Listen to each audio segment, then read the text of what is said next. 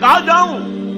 دنیا میں 1 انچ نہیں ہے، کوئی ملک نہیں ہے جہاں اے اللہ تیرا دین قائم ہو، جائیں تو کہاں جائیں؟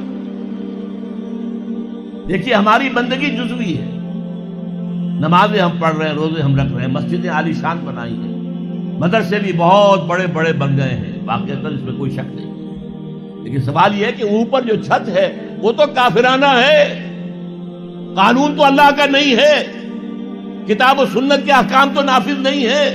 ہاں نماز ہے، روزہ ہے، حج ہے، زکوٰۃ ہے، تو نماز اور روزہ تو ہندوستان میں بھی ہو رہا ہے۔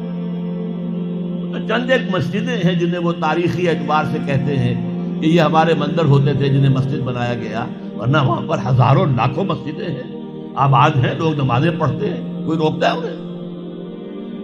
ہم نے یہ ملک بنایا تھا کہ یہاں اسلام کا نظام قائم کریں گے۔ نماز تو آپ امریکہ میں جا کر پڑھیے، امریکہ کو کوئی اعتراض ہی نہیں، لیکن تم کہو کہ اسلام کا نظام ہم قائم کریں گے، نہیں کرنے دیں گے تمہیں کبھی بھی۔ تم چاہو کہ تم اسلام کا معاشی نظام قائم کرو، کبھی اجازت نہیں دیں گے۔ تم چاہو کہ اسلام کی معاشرتی اقدار کو تم قائم کرو، کبھی نہیں کرنے دیں گے۔ یہ ہے اس وقت جو ہمارے ساتھ پیش آ رہا ہے معاملہ، پورا مغرب اس پر اڑا ہوا ہے، اسلامی نظام کہیں نہیں آنے دے گا۔ ہاں نمازیں پڑھو، ہمیں کوئی اعتراض نہیں، روزے رکھو، تم روزے 30 کی بجائے 100 رکھو، ہمارا کیا لیتے ہو؟ تو اب ہم جو کفر کے تحت زندگی گزار رہے ہیں اور اس اعتبار سے اللہ کی نگاہ میں ہم کافر ہیں، لیکن سوال یہ ہے کہ جائیں تو کہاں جائیں، کریں تو کیا کریں؟ نظام کفر کا ہے۔ قرآن کہتا ہے وَمَن لَّمْ يَحْكُم بِمَا أَنزَلَ اللَّهُ فَأُولَٰئِكَ هُمُ الْكَافِرُونَ۔ جو لوگ قرآن کی، اللہ کی اتاری ہوئی شریعت کے مطابق فیصلے نہیں کرتے، وہی تو کافر ہے۔ اور کافر کسے کہتے ہیں؟ اقبال نے کہا نا، بتوں سے تجھ کو امید ہے، خدا سے نو امیدی، مجھے بتا تو صحیح اور کافری کیا ہے؟ تمہاری ساری امیدیں امریکہ کے ساتھ وابستہ ہیں، وہ مسئلہ طے کرا دے، وہ یہ کرا دے، وہ کرا دے، وہ معاملہ ہمارا، وہی تو سب سے بڑا چور وہی ہے، سب سے بڑا ڈاکو وہی ہے، سب سے بڑا اسلام کا مخالف وہی ہے، اور اسی کے پاس ہم جاتے ہیں۔ قرآن کا فتویٰ تو یہ کہ تم کافر ہو۔ ہاں انفرادی طور پر تم مسلمان ہو، اجتماعی طور پر قومی سطح پر تم کافر ہو۔ وَمَن لَّمْ يَحْكُم بِمَا أَنزَلَ اللَّهُ فَأُولَٰئِكَ هُمُ الْكَافِرُونَ۔ یہ 7واں رکوع ہے سورہ مائدہ کا، اور پھر فرمایا وَمَن لَّمْ يَحْكُم بِمَا أَنزَلَ اللَّهُ فَأُولَٰئِكَ هُمُ الظَّالِمُونَ۔ جو اللہ کے اتارے ہوئے قانون کے مطابق فیصلے نہیں کرتے وہی تو مشرک ہے۔ اللہ کے حکم کو چھوڑ کے کسی اور کے حکم پر فیصلہ کر رہے ہو، اس سے بڑا شرک کیا ہوگا؟ اور تیسری مرتبہ فرمایا وَمَن لَّمْ يَحْكُم بِمَا أَنزَلَ اللَّهُ فَأُولَٰئِكَ هُمُ الْفَاسِقُونَ۔ وہی تو فاسق ہیں، فاجر ہیں، وہی تو سرکش ہیں، وہی تو باغی ہیں، وہی تو غدار ہیں اللہ کے، جو اللہ کی شریعت کے مطابق فیصلے نہیں کرتے۔ اب ان 3 آیتوں کے روح سے سمجھ لیجئے ہم کہاں کھڑے ہیں، کیا کر رہے ہیں۔ دیکھیے میں آپ کو ایک مثال دیتا ہوں۔ ہماری آبادی کا میں سمجھتا ہوں اکثریت تو وہ ہے جو نماز روزے کی بھی پابند نہیں ہے۔ ان چیزوں کا چرچا شہروں میں زیادہ، دیہات میں بہت کم رہ گیا، بہت کم، بہت کم۔ اور ہماری 70% آبادی دیہات کے اندر۔ اچھا جو نمازیں پڑھتے روزے رکھتے ہیں، خاص طور پر شہروں کے کاروباری لوگ، وہ بلیک مارکیٹنگ بھی کرتے ہیں، وہ حسابات بھی غلط دیتے ہیں، جھوٹ بولتے ہیں، جھوٹ یا حلف اٹھاتے ہیں کہ یہ حساب ہم حلفیہ میں کہہ رہا ہوں یہ حساب صحیح ہے، جبکہ حساب غلط ہے۔ سودی کاروبار کرتے ہیں، اپنے کاروبار کو بڑھانے کے لیے سود کا قرضہ لیا ہے، سودی قرضہ لیا بینک سے، اپنی بلڈنگ بنانے کے لیے بہت بڑی قرضہ لیا ہے بینک سے۔ تو ان کی عبادت کیا ہوئی؟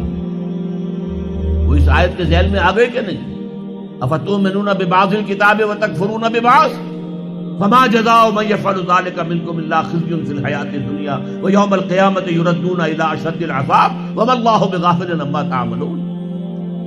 لیکن میں ان کو بھی چھوڑتا ہوں۔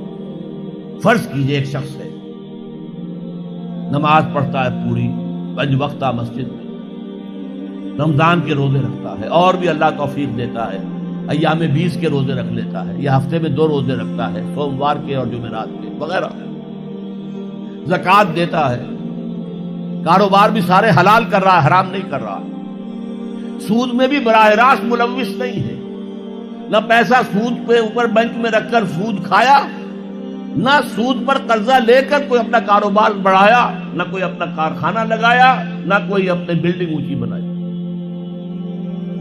پردہ بھی اس نے اپنے گھر میں بالکل شرعی نافذ کر دیا۔ وہ اس پورے اسلام پر کاربند ہے جس میں وہ کاربند ہو سکتا ہے اس وقت، لیکن وہ اس قوم کا فرد ہے جو قوم اللہ کے فتوے کے مطابق کافر قوم ہے، جو اللہ کے فتوے کے مطابق مشرک قوم ہے، جو اللہ کے فیصلے کے مطابق فاسق و فاجر قوم ہے۔ قوم کے فرد تو ہم اسی کے ہیں۔ چور کا ہاتھ تو نہیں کاٹا جا رہا، ڈاکوؤں کو وہ سزا تو نہیں جا رہی سورہ مائدہ میں جو آئی ہے، ان کے ہاتھ اور پاؤں مقابل سم سے کاٹ دیے جائیں، یا یہ کہ انہیں ملک سے باہر دفع کر دیا جائے، قتلوا تقتیلا، ان کے ٹکڑے کر دیے جائیں۔ ڈاکوؤں کو کوئی سزا ملتی ہے ایسی؟ لیکن اصل میں جو لوگ شور مچا رہے ہیں وہ ہیں جو کہتے ہیں کہ یہ اسلامی سزائیں وحشیانہ ہیں۔ بے نظیر بھٹو کا کہنا ہے یہ وحشیانہ سزائیں ہیں، اللہ کی دی ہوئی سزائیں وحشیانہ ہیں۔ معاذ اللہ ثم معاذ اللہ ثم معاذ اللہ کلمہ کفر ہے۔ اب اس کا کیا علاج ہے ہمارے پاس؟ کیا کریں؟ میری بات کو توجہ سے سنیے۔ اس نظام باطل کو ذہناً تسلیم مت کرو، اس نظام باطل کی خدمت مت کرو۔ Don't reconcile with it, don't serve it, don't support it. اس نظام کے تحت پھلنے پھولنے دولت مند بننے کی کوشش مت کرو، بلکہ اپنی زندگی کو سکیڑو، اپنی ضروریات کو کم کرو، اپنے آپ کو ذرا آزاد کرو، اپنا وقت، تاکہ اس وقت کو تم لگا دو اس نظام کے خلاف جدوجہد میں۔ ایک ایسی جدوجہد، ایک ایسی کوشش کہ اس نظام باطل کو جڑ سے اکھیڑ کر پھینکنا ہے اور اس کی جگہ نظام حق، دین حق نافذ کرنا ہے۔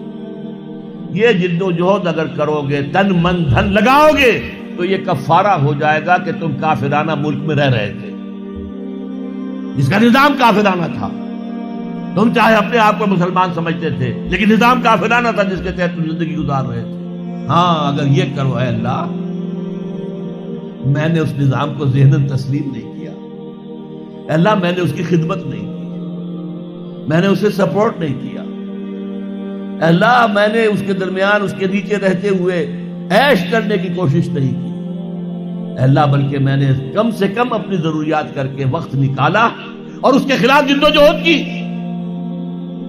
اس نظام کو اکھاڑ کر پھینکنے کے لیے کوشش کی، اور تیرا نظام لانے کی جدوجہد کی۔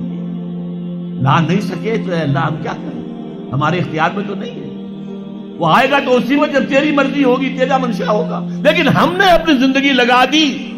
اگر تو یہ ہے تو کفارہ ہو گیا۔